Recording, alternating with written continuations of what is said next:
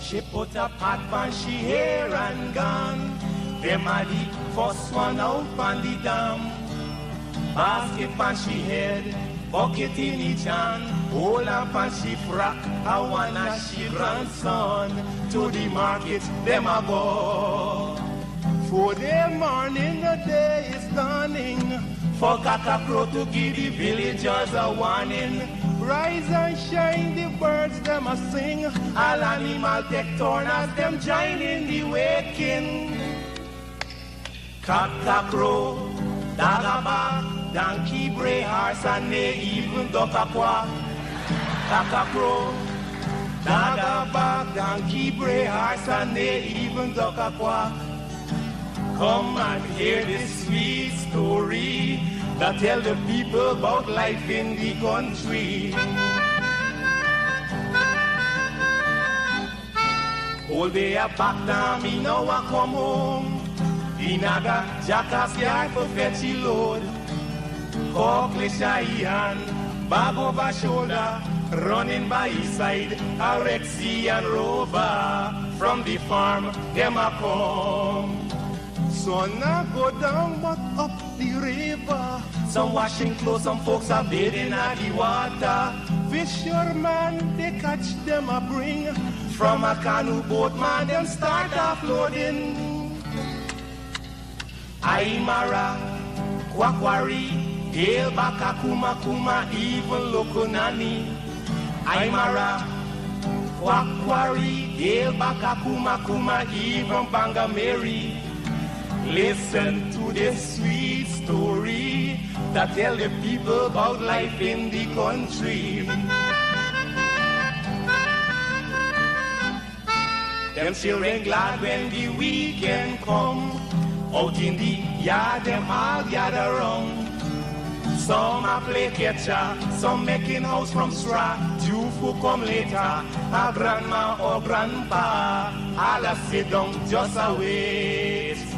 Moonlight so bright, it's just the right time to listen story or to say a little nursery rhyme. Grandpa voice a echo in the night as he tell some picnic a there with fright. Oh Ligan, Mungeza, Massa Kurma Nancy, even Watamuma. Oh Ligan, Moongazer, Massa Kurma Nancy, even Watamuma. Yeah man, that's the true story that tell the people about life in the country, life in the country. So, this is attorney Shellen Washington, owner and founder of the Washington Law Firm, located at 455 Utica Avenue in Brooklyn, New York. We're specialized in medical malpractice, personal injuries, matrimonial law, and landlord and tenant. If you're in need of legal representation, please give us a call today. The number to call is 718-877-3100. Consultation is free at no cost to you, so call us today to see if we can be of any assistance to your legal needs. Again, the phone number to call us is 718-877-3100.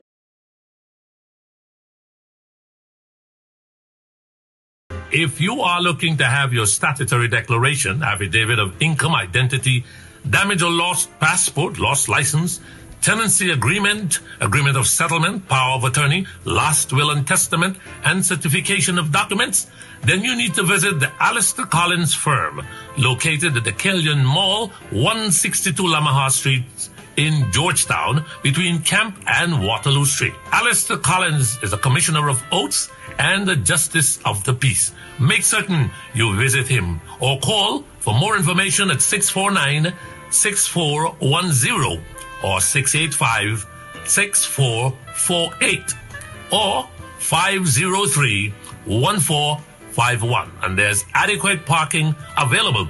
Go down to the Alistair Collins firm and have all of your legal issues settled and brought to the fore. Alistair Collins Firm. Contact them at Alistair Collins Firm.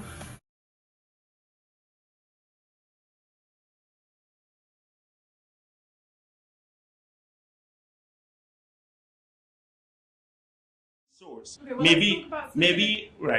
Maybe the Chinese company that did not get the agreement that they wanted here, maybe they're the ones who told you, or it could be just a fictitious thing. Okay, well, let's talk about specific individuals. What is your relationship with Mr. Su Jerome? So my relationship, nothing. He's a tenant in my place. Yeah. And he's a good friend of yours? Yes. Yes. He is a friend of ours. His father was here from many years ago. I mean, he lives next door to you. Yes. You know, he was able to arrange meetings and catch-ups with you at any point in the day. He claims As a friend, yeah. He claims that through his very close relationship with you, he's able to get any deal done. Well, I don't know and if that's. He's able to change laws for investors. But then which law has been changed for any investor? So Sue told us that if you want to get anything done in Guyana, you need some hookups. I'm very close with the Vice President and the other officials. The Vice President and I share a very close relationship. Also, if we do the business, he'll help out no matter what. There's no one else who can help like he does. He also said us when he's talking about prospect investors that the Vice President said he can change the Constitution. He said he can manage. All right. Hey, guess what? Good evening. My name is Mark Benshop. We're going to rock and roll this evening on what is Press Freedom Day. Yep, Press Freedom Day. And that is why we played that interview there by the Vice News reporter, Isabella, talking to Bharat Jagdeo. And you know that created lots and lots of controversies.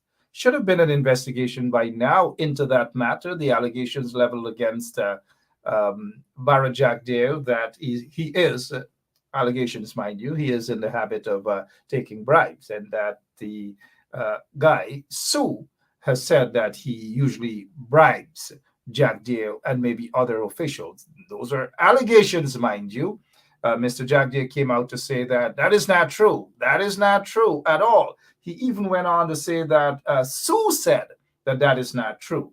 But what he did, and now I'm reminding you guys on this Press Freedom Day, he attacked the journalist. He attacked the credibility of the journalist. And that was indeed not surprising, but it was sad. This is not the first time that Bharat Jagdeo has attacked journalists.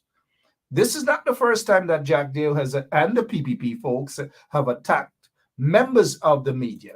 Many years ago, Gordon Mosley was actually banned from entering State House or any sort of press conference, I believe, at the office of the president, all because of some little petty thing, right? Jagdeo didn't like. He was then the president of the country. Then, probably still the same now, who knows? But he didn't like what Gordon Mosley had to say, and so he banned Gordon Mosley. I don't want you there. Don't return there again, right? And we know the enormous pressures under which press members, media operatives had to work, especially under the PPP regime when Jagdeo was president. But look what is happening now. The hypocrisy. We see the hypocrisy daily. We see we see media houses that are not pro or perceived to be pro-government are being stifled from having any sort of state funding, any sort of ads from state agencies and so forth. Well, we here at 107.1 FM, we can speak that since this regime has been installed, we have not received a dime, not a cent. As we say in Guyana, not a bob, not a dollar, not $100, nothing at all from this regime, this PPP regime. But yet, and this is not the only station, there are other stations, I'm sure, if they want to come out and speak, they can come right out and speak.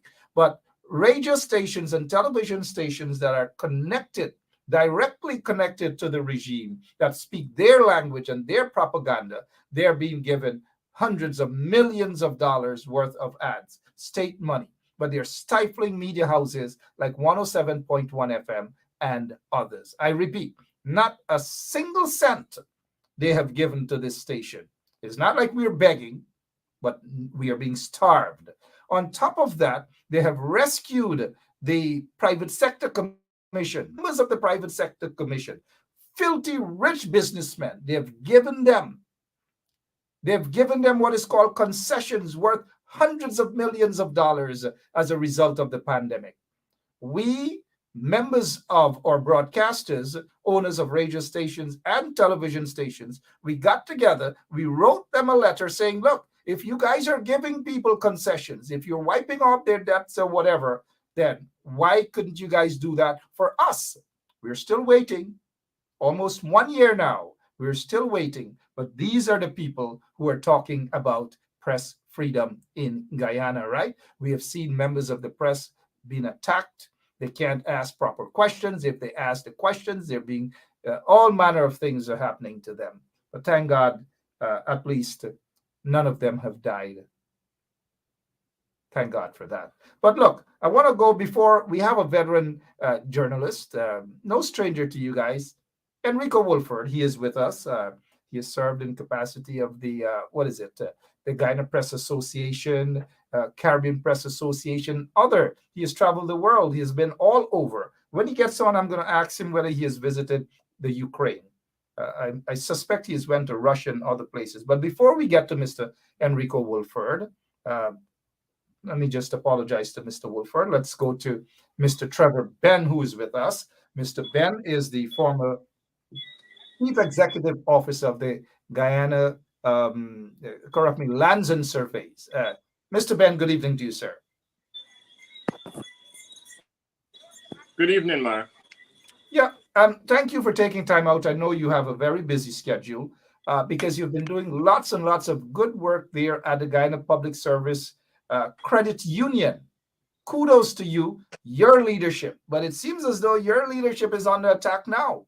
I've been seeing some things at the Guyana Public Service Credit Union, which seem to suggest that your leadership is under attack. What has happened at that union, sir? Well, first of all, Mark, good night to the listening public. I just want to say that I am very happy with what we have been able to achieve as a credit union over the past 4 years. As you know, when we got there, the credit union was at its lowest. We did not have an annual general meeting for about 10 years. We did not have paid dividends to our members. And the state of the credit union in general was crying out for help. And in the last 4 years, we've done a lot. We brought all of our accounts up to date. So we are fully audited up to 2021, up to 2020. And as we speak, we are auditing the 2021 accounts. We have modernized the building and all of the infrastructure. We have improved staff welfare and well-being, increased salaries by over 200% since 2018. And we have put in place a number of conditions. As you probably know, the credit union did not have a collective bargaining agreement for over 20 years, and we reintroduced that with the Commercial Workers Union, Clerical Commercial Workers Union. We introduced for the first time paternity leave in 2020. That was introduced. 2018, sorry. We introduced pension and gratuity to the staff for the first time. When we got there, 2 or 3 people used to get gratuity because they were on contracts. All the staff, for that matter, was on contracts, and we converted that into pensionable status. So now the staff members have a pension to look forward to at the end of their stay at the credit union. And for our members, who are always at the back of our mind, and we look for ways to give back to them. Over the last 4 years, we introduced annual Christmas program to give back to them. The last year, we give 10 motorcycles and 1 car, and previously we give monies and so on. We have had annual school programs where we contributed to our common entrance children, and the numbers have been increasing annually. So we've done a lot in the last 4 years, and I think what's important is to look for ways to make sure that we can continue to do that. And the fact that you guys have been shining bright like a diamond, as they would say, you guys are all over the place. You ensure that the workers, the employees, the members, everyone, every single one of those folks are happy. Kudos to you. Would you agree with me, based on what I have observed, that you're under attack, your leadership, that some people maybe in high office, maybe political office in the regime, might not like what they're seeing and want to spite you, and maybe using folks within the Guyana Public Service Credit Union to go after you, to have you removed?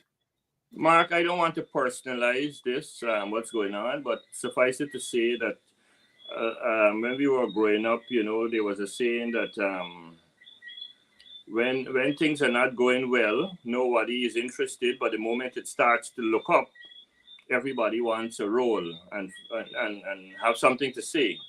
And so what we have been seeing lately is that a number of people liking what they see, the initiatives that have been implemented, the new fund status of the credit union, and people want to be involved and engaged. And so people have become a lot more interested and have been taking steps to assert themselves, I would say. Let me say this to you, Mr. Benn, and congratulations. It seems as though everywhere you go, there's always a story of success. Quickly, before we go, though, you were able to turn around the Guyana Lands and Surveys. Lots and lots of good things you have done to modernize that agency. I'm not hearing much about that now, that success story. It seems as though we're back into the 23 dark years when that agency operated as though they're existing 100 years ago. But kudos to that. Here it is that you're able to modernize and turn around this Guyana Public Service Credit Union. It is my opinion that those who are in political power, who have political powers, meaning those in the PPP regime, my opinion, they seem to be coming after you now again and using some folks within your organization to topple you. I don't know. That's just my opinion. Are you getting that feeling? Well, I've been hearing that sort of sentiments being expressed by a number of people. And what I would say is that the members of the organization, over 15,000 members, have been looking on and have been noticing what we've been doing at the credit union. And I put my trust in those people. They understand why we have done what we have been doing. And I know that they look forward for more things to be done. At the last AGM, we made a number of promises to them. A number of it we have been able to keep. But we are making small strides, and we want to be able to continue. So those forces that might feel that they are making success now or want to derail the successes that we have made, I am sure that the members are looking on, and the membership will take the appropriate action at the appropriate time. And I do hope that the membership do take appropriate action at the appropriate time. I read that you guys have a new CEO now, and that new CEO was installed, but I didn't see you there at all. And I thought that was suspicious. What's happening, Mr. Benn? So, again, I don't want to personalize the issue of the new CEO. The process has been done in a way that I don't feel comfortable. For those of us who have been involved in HR matters for many years, there's a process that goes on where advertisement, interview, assessment, and so on, and a report is done. I was not satisfied when I saw the report that was submitted to me and to the members of the management committee. and I felt that the process was incomplete in relation to identifying someone for that position. As you know, this is the first time we are hiring a chief executive officer, and we want to make sure that we get the right person. And in many cases, the large organizations go out to advertise more than once for a position if they don't get the right person. And I didn't feel that we needed to be in a hurry to identify someone. You probably know that when these things are being done, you want to have a diverse team of people doing the interviewing, for example, not people who you're very familiar with in the process. It's always better to have people who are removed from the system. I didn't have an opportunity to make that a reality, but when the team did submit their report, I think that was my point of not agreeing, because I felt that the report, a one-page report submitted to the management team, saying that we have interviewed X number of people, these are the points allocated to each of them, and we are recommending this person.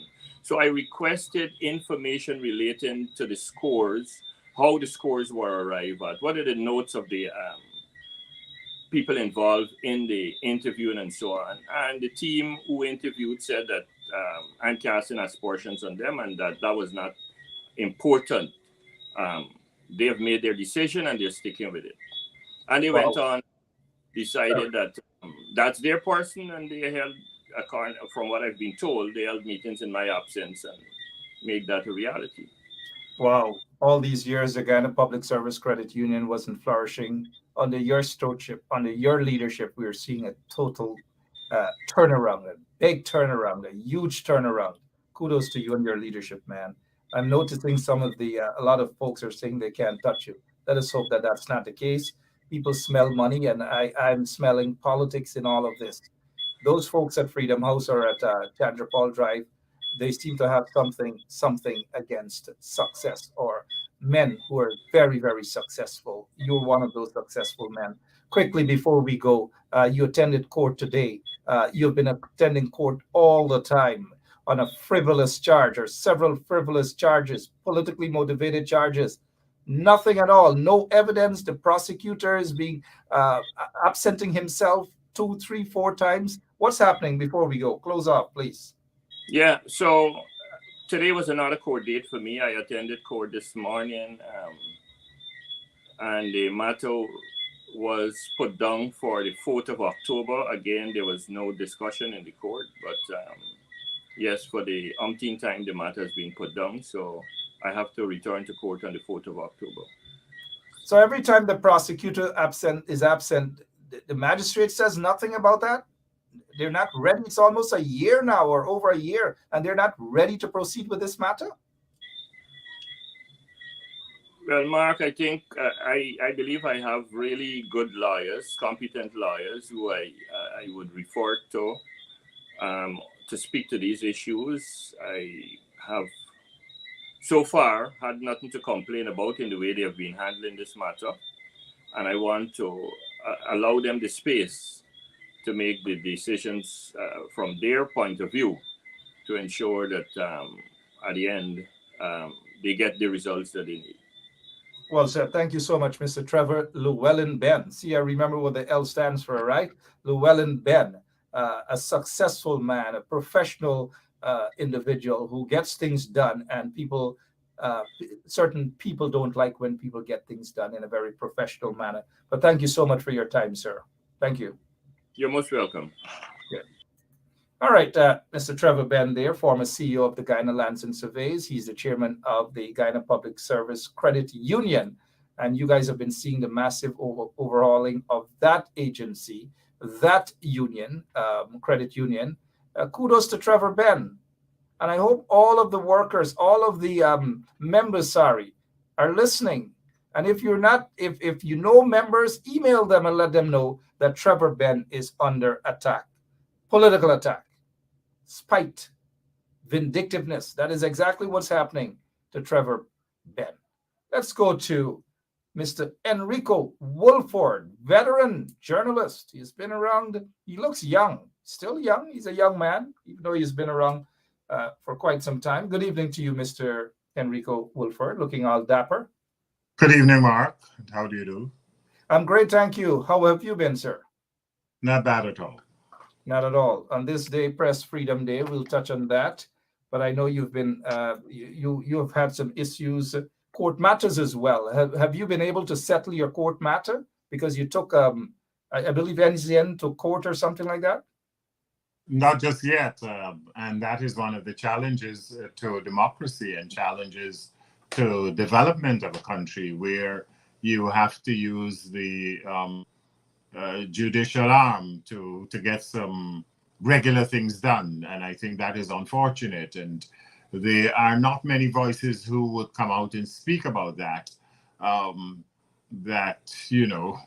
These are just simple matters that ought to be settled at an administrative level. And you have to actually use the court system to get people to act. And even when you do that, the action is very slow, very deliberate, intent to string you out. And I heard you talking about the fact that many times economically people can squeeze you, and that is one of the challenges that I have, and that's one of the challenges that the news in which I have been associated for over nearly 30 years now, Capital News, has had.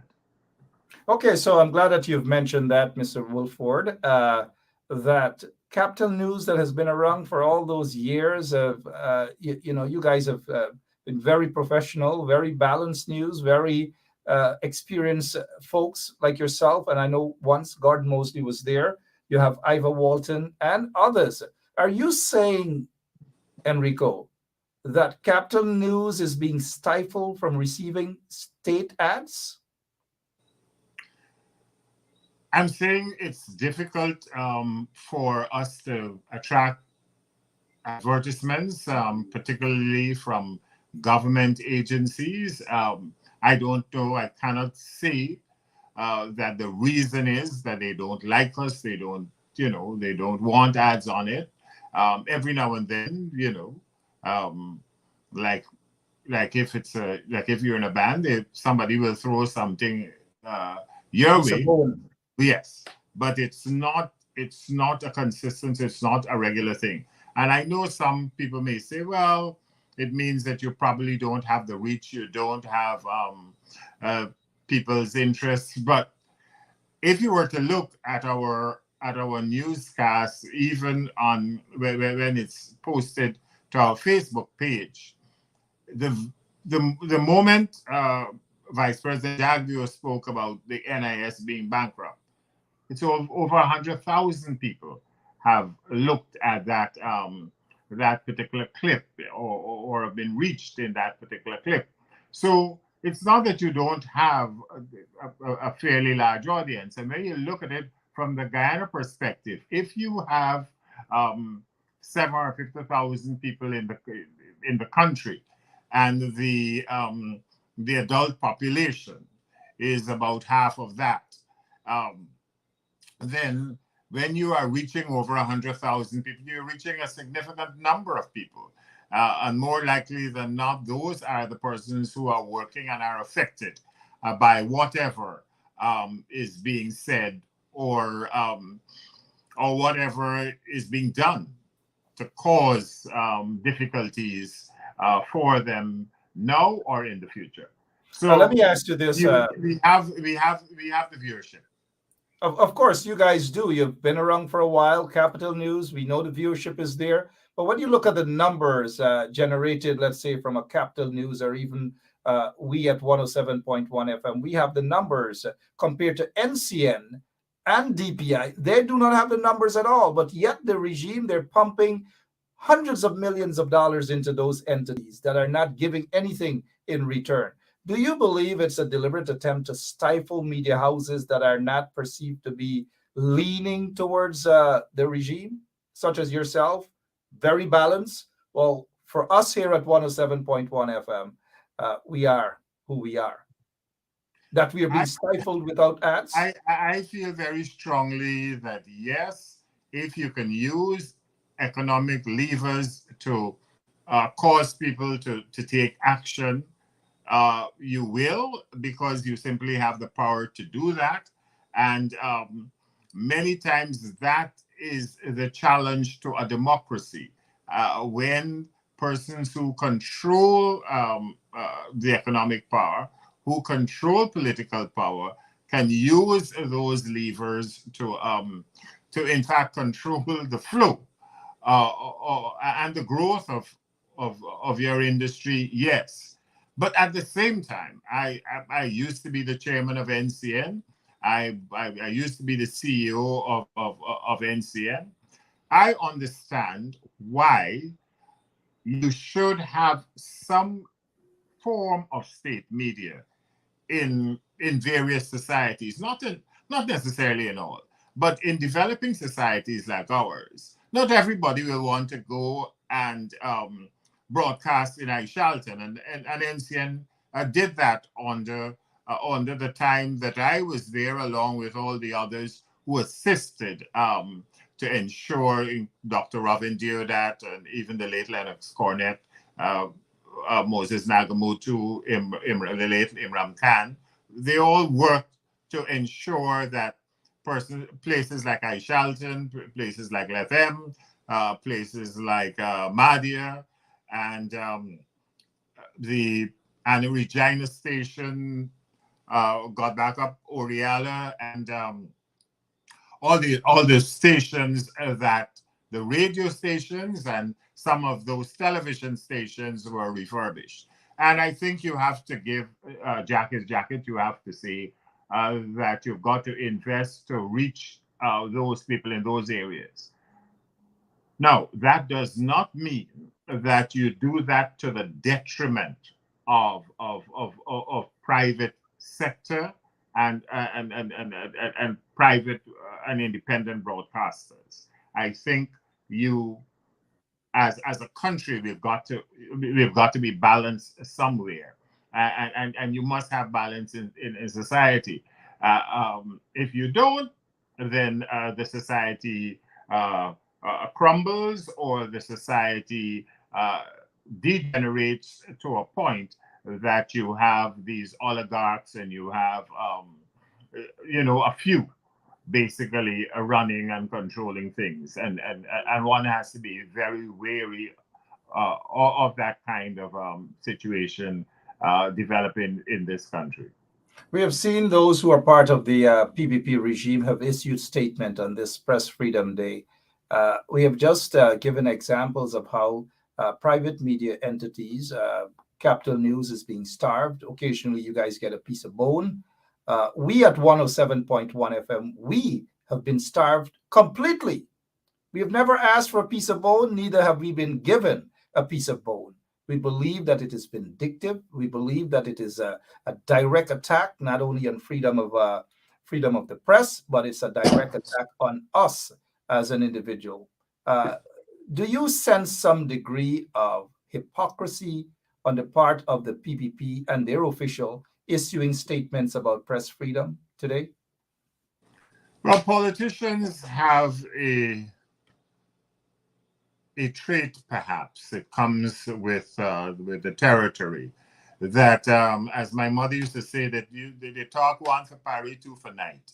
They say things when they're in one position, and when that position changes, as my brother used to say, they turn over the paper and they say it from another position. So you will get the usual platitudinous outpourings on World Press Freedom Day, how we are interested in freedom of the press, how we've done this and we have done that, and so on. And then 3 days from now, you don't know what is happening within the cabinet, where the cabinet agreed to do certain things, and then somebody will come to you and say, well, the Constitution doesn't really require us to use the cabinet in the way that we have done in the Westminster system. So I'm not surprised at all the outpourings of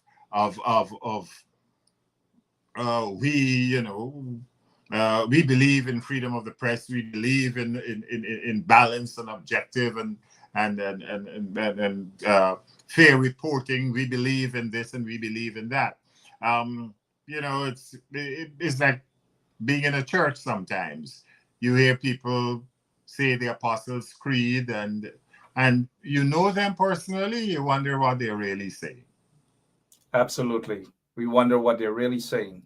We can read right through them. The hypocrisy, it is there. Some have even attacked members of the media. Some have thrown filthy stuff in their face and all manner of things. We know who they are. And so when they come out and they talk about press freedom, we just see the hypocrisy written all over their foreheads. I want to ask you, with regards to the state of the press in Guyana, how would you rate it? You've been around as a media operative, a journalist for all those years. How would you rate journalists and reporters as of today? Well, I rather like what I see, actually. The state of the press in Guyana is very vibrant. And the good thing is you've got a lot of persons who seek to be independent of this side or that side, and they work assiduously and indefatigably to ensure that persons get information.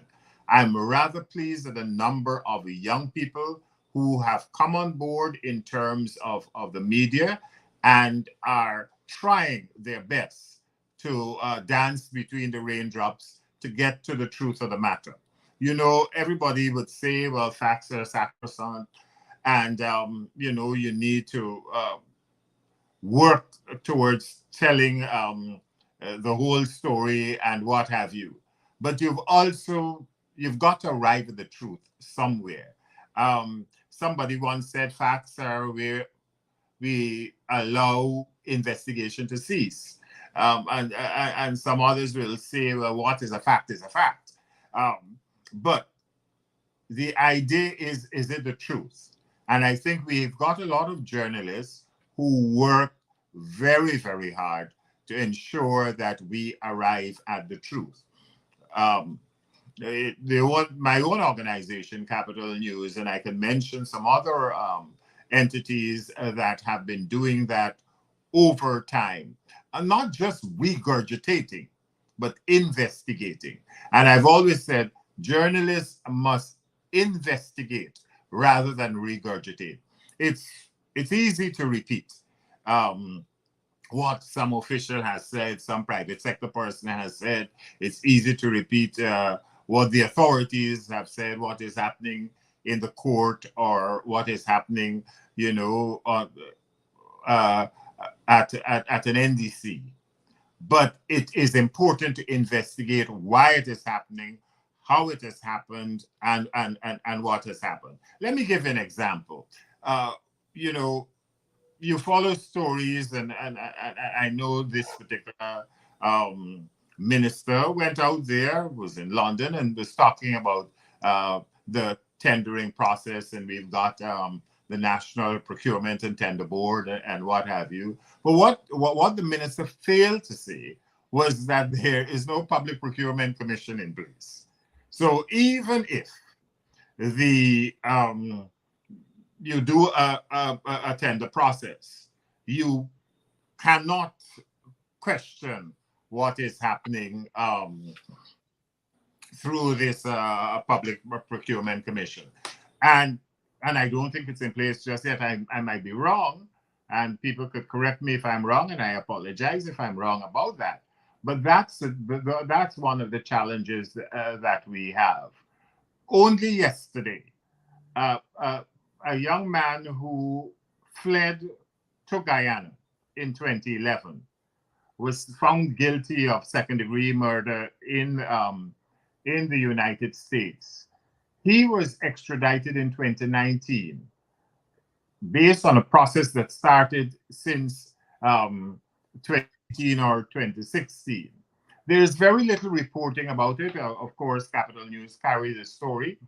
But why am I saying that? Because for years, persons fled to Guyana, became fugitives, or were suspects and could not, or were not extradited.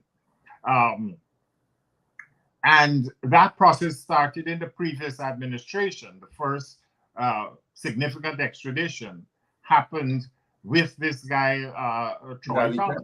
Oh, Troy Thomas. Troy Thomas. He's going to he is charged for the murder of a guy in Richmond Hill there in Queens. So I think the guy's name is Franklin King, I think, or Frank. But Enrico, those are two. But that is one of the challenges that we have. Thank you. Those are two of the extradition cases that we heard, Gali Khan and Troy Thomas.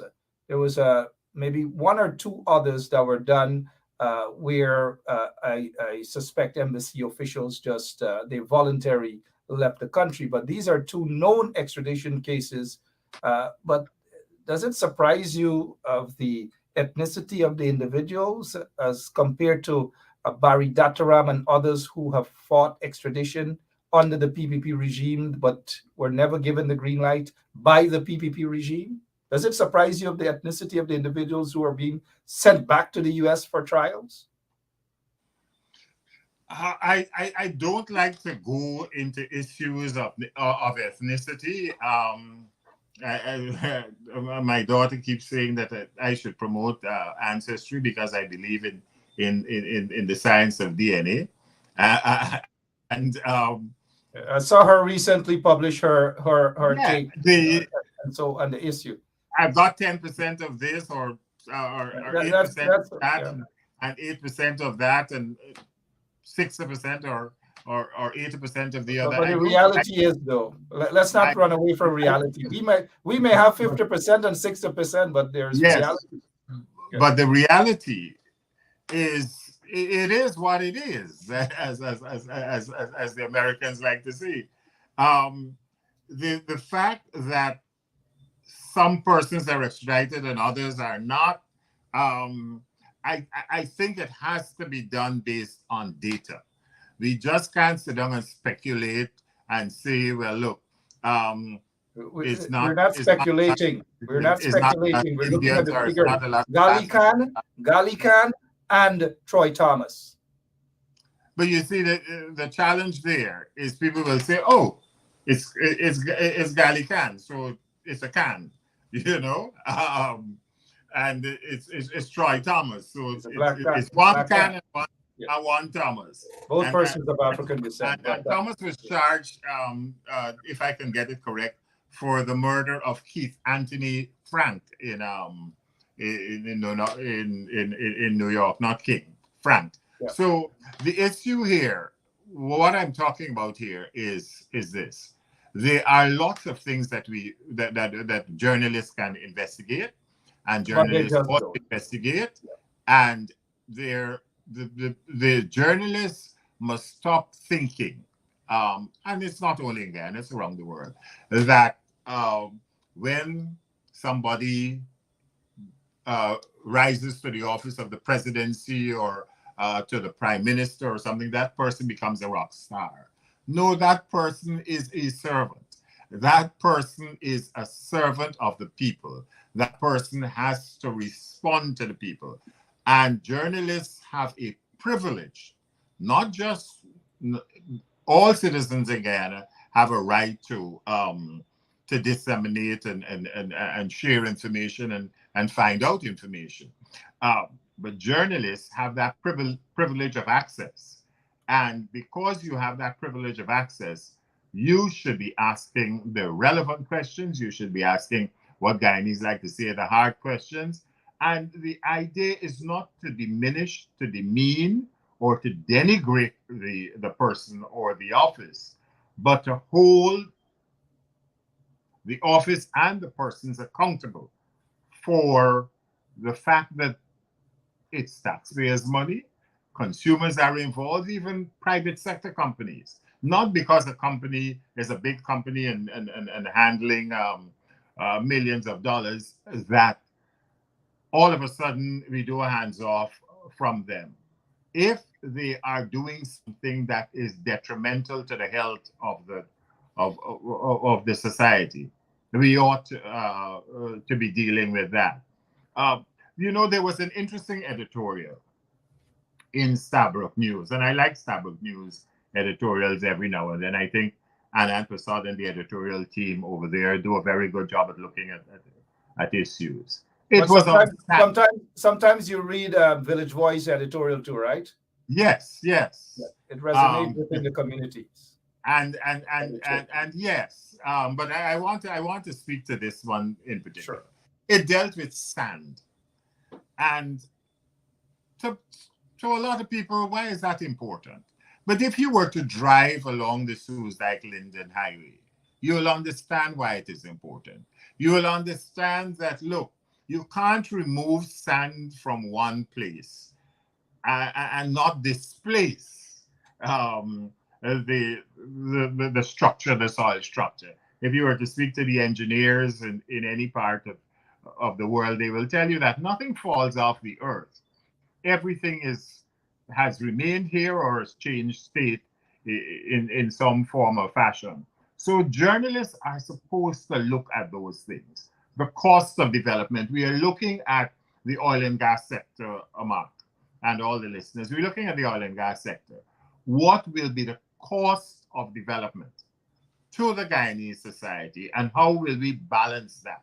When we decide that we are going to put cities in certain parts of the country, when we decide we are going to put roads, and these are necessary things, water, how we're going to distribute the water supply, the electricity services, and what have you, there is going to be a cost. There is no construction without destruction. Something loses for you to benefit. And therefore, scientifically, we have to sit down and work on the data and see how the country can grow and develop. And I think those are some of the things that journalists can investigate and report on. And there's one other story that I want to talk about. And I before heard you go to that one other story, I noticed your good friend Wesley Curtin. Good night, Wesley. And he beat me to it. And I agree with Wesley. Gali Khan was not, he didn't go through the court and was actually extradited as a result of court hearings. He voluntarily gave himself up right after the elections, and embassy officials just put the handcuffs on him, took him to the airport, and that's it. But Gali Khan was known to be, to the officials then, the PPP and so forth, and he was allowed to flourish in Guyana, knowing that he was wanted in the U.S. He was president of, I believe, the security organization in Guyana. He was a member of the Guyana Private Sector Commission. He was also an observer for the Private Sector Commission at the 2020 elections. I don't know, but thanks, Wesley. You beat me to that punch. I just thought I'd yes, that point. Yeah. Yes, Mark, and Wesley has worked in the journalist field for a while too, and it's important to make the distinction. I know Gali Khan's story very well, very, very well, and Gali was not extradited, and that is true. Gali went through a process in which he met with, spoke with the prosecutors in the case. It took him some time to return to the United States and serve his time, and he is serving his time, and he hopes to return to Guyana at the end of that. And I believe also that not because somebody made a mistake, did something bad in the eyes of the public and against the law, that should be the end of their career or what have you. But I it know, also but that's not it that's not also the issue. speaks. We all agree on second chances and so forth, but that's not the issue at all. Extradition is the issue, and the coverage in terms of how the media, they do not do their homework. They do not go after the story. Look, Troy Thomas, you guys broke the story in terms of his sentence hearing, which comes up sometime in June, I believe. And I read it on Capital News. It's not in any other media houses to pick up on the story so that they can give a conclusion to the readers that, look, a few years ago, this guy was extradited to the U.S. He was on trial for murder. He was found guilty yesterday. His sentencing comes up sometime in June. They just leave everything hanging. But thanks to veterans like you, we're able to bring those stories back to the people. But thank you so much. I didn't mean to cut you at all. Bad journalism, but go ahead. I wanted to raise the issue of, as I said, I heard the president today talking about freedom of the press, and The president of the Guyana Press Association. No, the president of the Cooperative Republic of Guyana, President Ali, talking about that his government and what they intend to do and so on. Let us take what is not a little thing. The artistic community looked at the piece that was done by the brass, aluminum, and cast iron foundry. And they have come to a conclusion that passive does not mean the best artistic creative industry finding, if I can use it that way. And yet, when there were objections to that kind of criticism, President talked about, once it's constructive criticism and so on. If the artistic community, now you don't want to alienate your artistic community, says, well, look, this does not really represent what we have. Why not accept it? Why not go back to the drawing board and say, brass, aluminum, you're not really artists. You're a foundry. Whatever mold we find, you put it there and you forge it and it goes out there. Be it the 1763 monument, be it Hubert Nathaniel Critchlow, they didn't do that, but I'm just saying a statue here, the Damon statue, whatever it is, right? Why don't we just go back to the drawing board, ask the artistic community to come up with a model, a concept, and then put that out there. Listen, if you're listening to the people are saying this may not be the best representation of the Harpy Eagle. We've got tremendous artists and sculptors, guys like Winslow Craig, just to name one, who could do a superb job. But what happens? The president says, oh, well, as far as I'm concerned, whatever the words he used, it seems so, it seemed to put an end to the story, rather than the journalists saying to asking the artistic community, well, how could you keep this situation relevant and in the eyes of the public so we can have something with which all people agree? But here's the challenge in Guyana. Mark, that depending on which side you're on at the time that you're on that side, you will find it, you will say, well, that looks very good. And it always reminds me of Hans Christian Andersen, The Emperor's New Clothes, that it, look at the style, look at the form, look at the absolutely thing. And then when you've gone when you're on the other side, it's awful. It looks horrible. Enrico, I have seen all of the comments from people, and that is the they don't like they don't like the thing.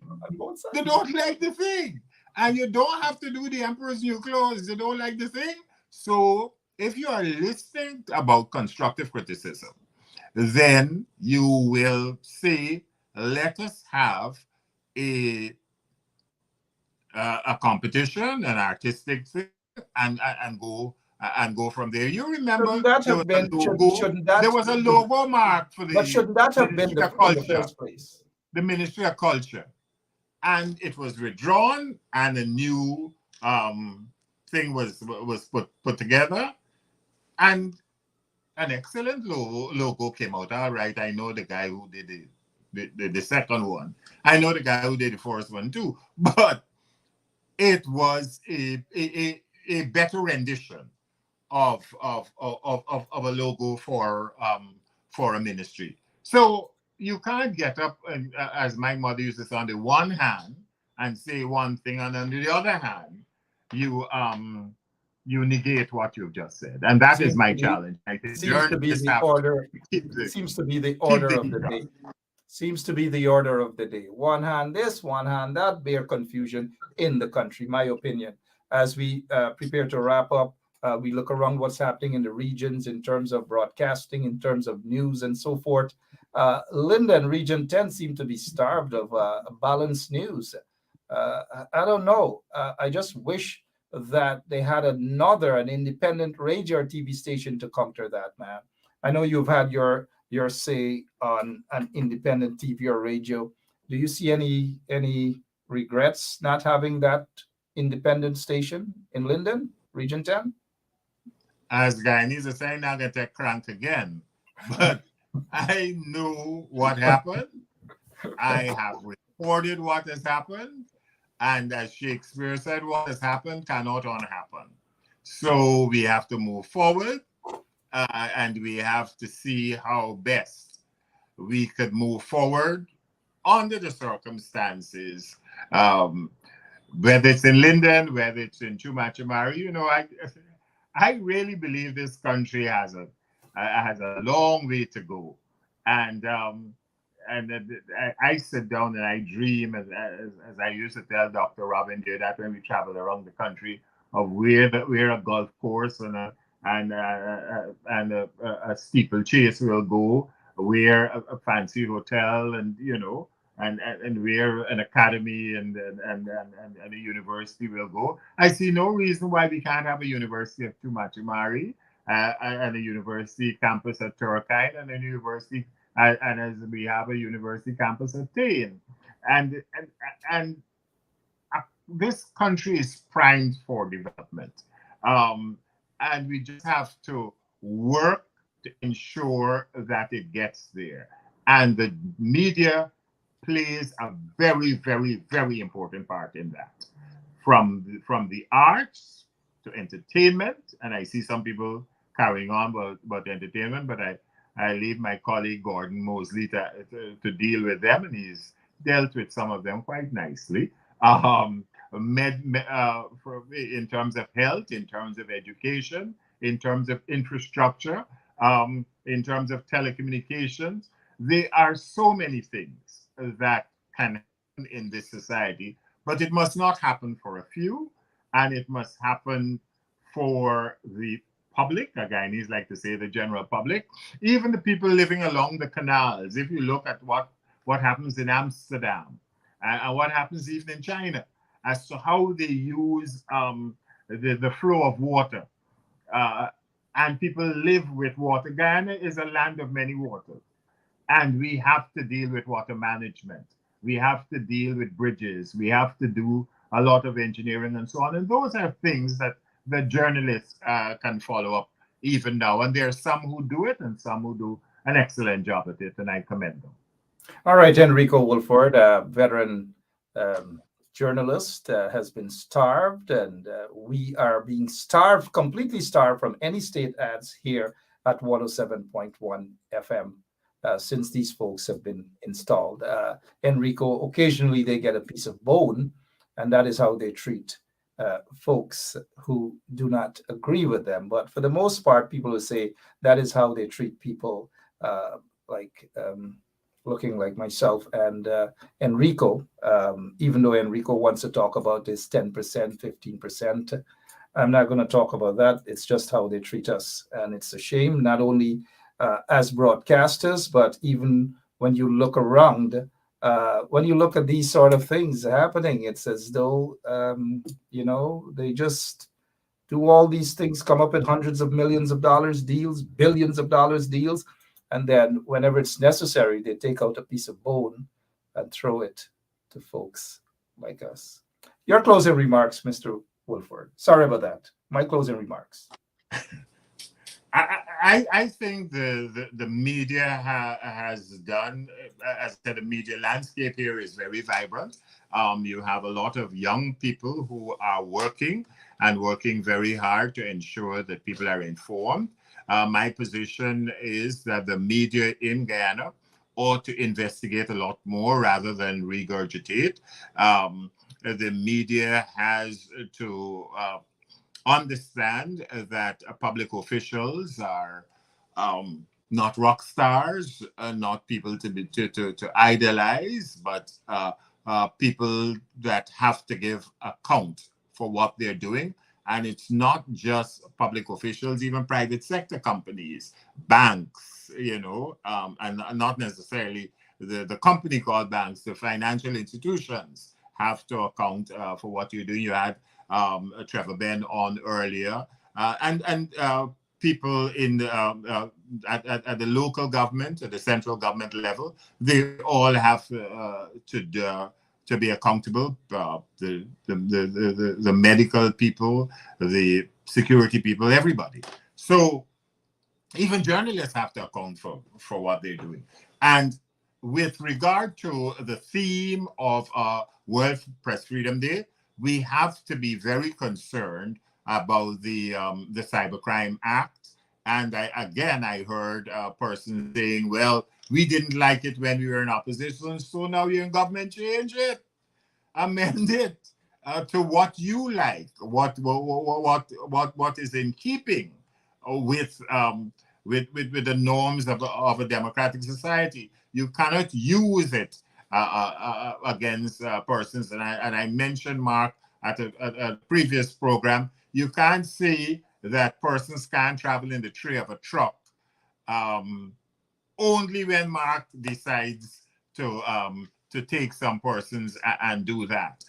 You have to be fair. So the cybercrime bill, if it's a challenge, and I think it is, and I know it is, therefore that has to be changed. The other thing about, and Azima raised it, rather than just having an academy as being announced today, why don't we also strengthen the communication center at the University of Guyana to ensure that it puts out very strong, well-educated journalists, not just communication specialists and public relations people and what have you. So there's a long way to go.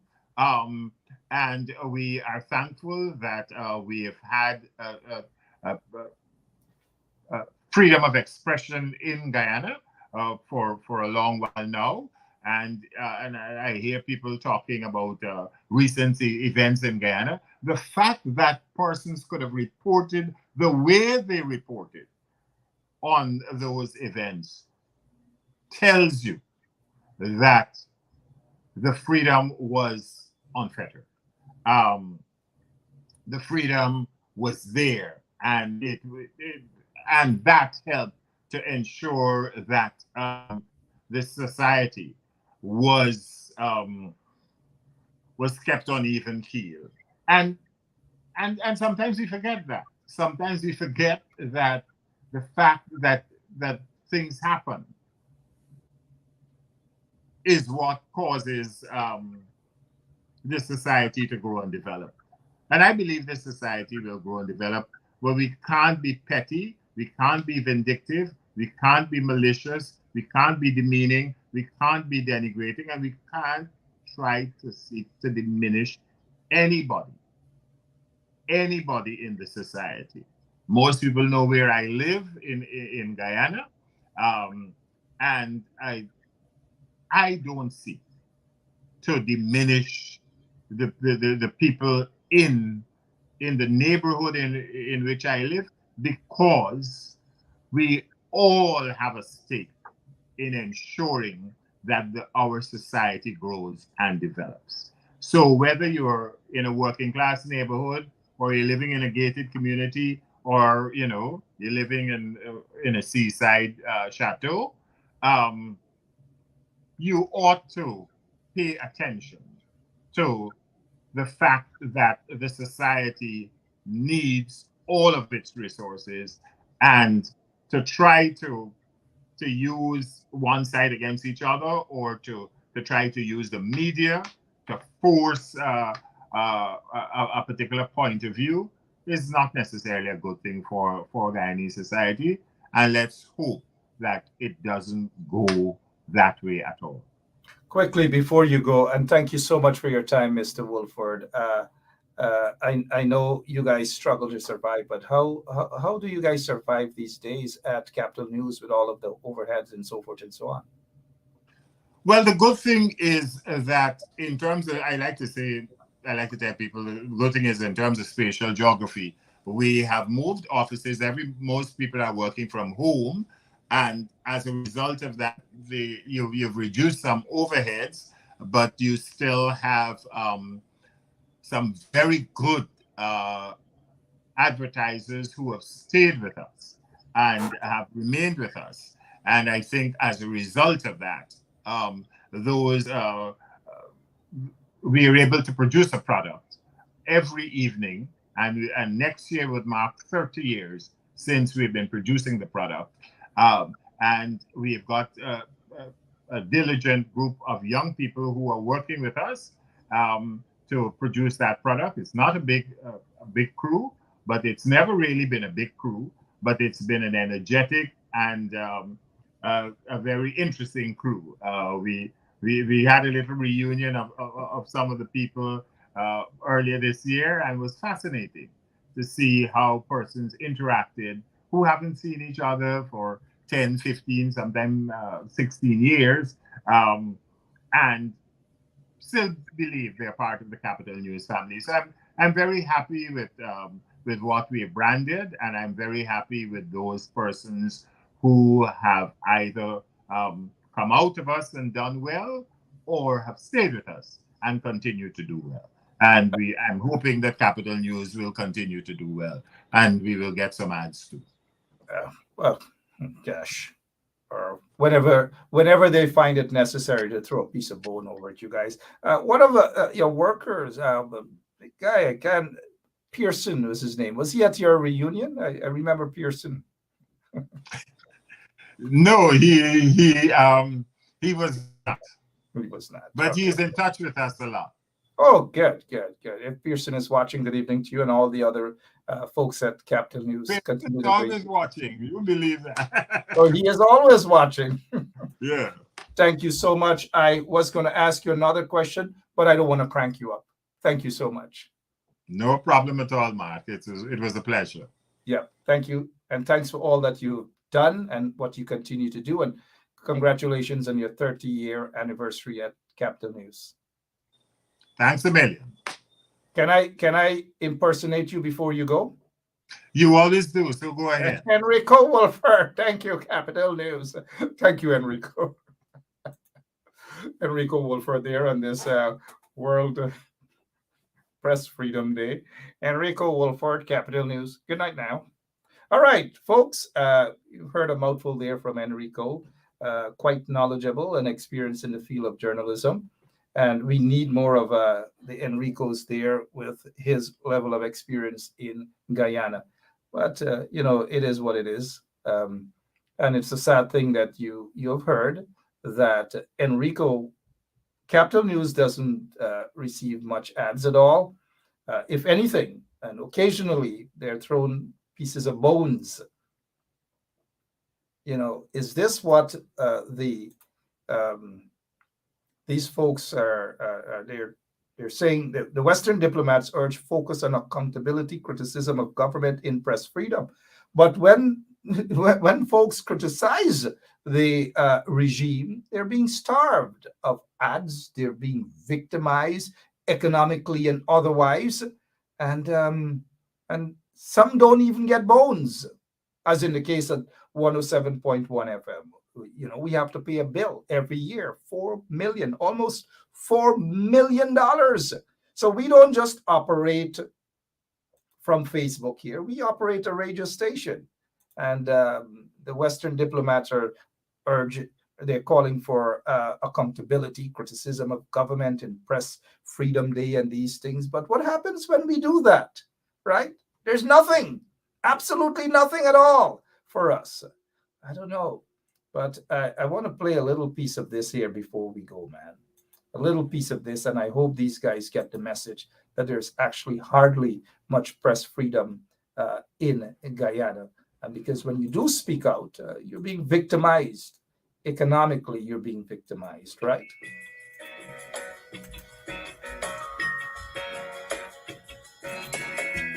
I hope that all listeners would listen to this song carefully, because it's true.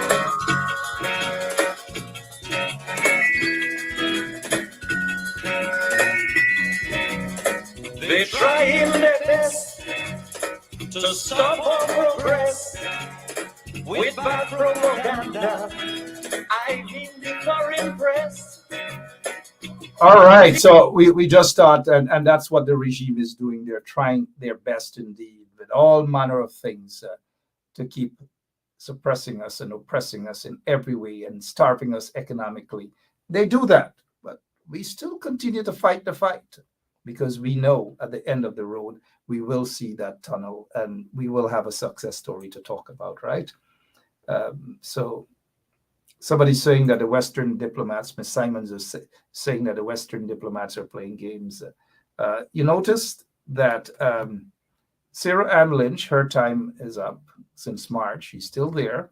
And I suspect that she wants to remain there, maybe for another year, another two, but who knows? That is why we see them all over the place these days, right? And this is the one Guyana that they talk about. Every single thing. It's not about Guyanese, because Guyana is made up of about 6, 7, 8, maybe 10 sets of people, they say. But look at what we continue to see every single day. And then they rush out afterwards and they throw crumbs, bones at others, if you know what I mean. Bones at others. So look at this news, this piece of item from Village Voice. Now, they're not going to do this to Trevor Benn, beg for Trevor Benn or others who look like Trevor Benn. But look at this engineer, right? Look at this engineer. Others are begging for him not to be charged and begging the PAC, which is the Public Accounts Committee, for forgiveness. Please, forgive me, no man, not charge me. And it's done with. So this is being made publicly. Look at the difference, right? But Trevor Benn and others have to be in court almost a year, back and forth, nothing. Not only Trevor Benn, we have Miss Roxanne Myers and all the others back and forth in court, no evidence, nothing whatsoever. Notice also, right? We are no longer hearing about elections petition. We're no longer hearing about boots on the ground. In fact, boots on the ground is a thing of the past. We're hearing lots and lots of excuses as to why they should not be boots on the ground. Frivolous, I say. Frivolous excuses from some of those in the coalition. Frivolous excuses. We'll talk a little bit more about that on some other occasion. But for those of you who always, whenever you have the time to support us, because you heard from Enrico, he gets a piece of bone occasionally. We don't get a bone at all. None whatsoever. But when the coalition, when they were in office, they also didn't pay much attention to us. So little attention they paid to us. But they gave out $250 million to Stabrook News. They gave out hundreds of millions to other entities and so forth. I don't know. It looks like go bite us, right? Go bite us. Anyways, we want to thank you guys for what you do for us. And whatever little that you do contribute to us, it goes very far away. We don't buy Lamborghinis and Ferraris and so forth, but we try our best in order to stay alive. And we thank you guys for whatever little, and notice you're not seeing my face, right? But we thank you guys for whatever little that you do contribute occasionally, and for those of you who have in mind to contribute for us, to us, we appreciate that so much. And I'll remove that so that you can see my face again, as I thank you all for whatever it is that you do for us here. They don't throw bones at us, and we don't beg them for bones. We are survivors. That's all I wish to say for now. But I'll be back tomorrow, same place, same time. God bless you all, and happy Press Freedom Day to all of you kind-hearted people, not the ones who are part of this regime who did very, very dirty things to people, to press people, to media operatives, dirty things they did to individuals. God bless you all. See you all tomorrow, same place, same time. Bye-bye. Hello, this is attorney Shellen Washington, owner and founder of the Washington Law Firm, located at 455 Utica Avenue in Brooklyn, New York. We're specialized in medical malpractice, personal injuries, matrimonial law, and landlord and tenant. If you're in need of legal representation, please give us a call today. The number to call is 718-877-3100. Consultation is free at no cost to you. So call us today to see if we can be of any assistance to your legal needs. Again, the phone number to call us is 718-877-3100. Source. Okay, well, maybe the Chinese company that did not get the agreement that they wanted here, maybe they're the ones who told you, or it could be just a fictitious thing. Okay, well, let's talk about specific individuals. What is your relationship with Mr. Su Jerome?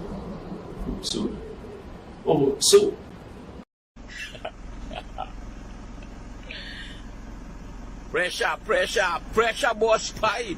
Source. Okay, well, Maybe the Chinese company that did not get the agreement that they wanted here, maybe they're the ones who told you, or it could be just a fictitious thing. Okay, well, let's talk about specific individuals. What is your relationship with Mr. Su Jerome?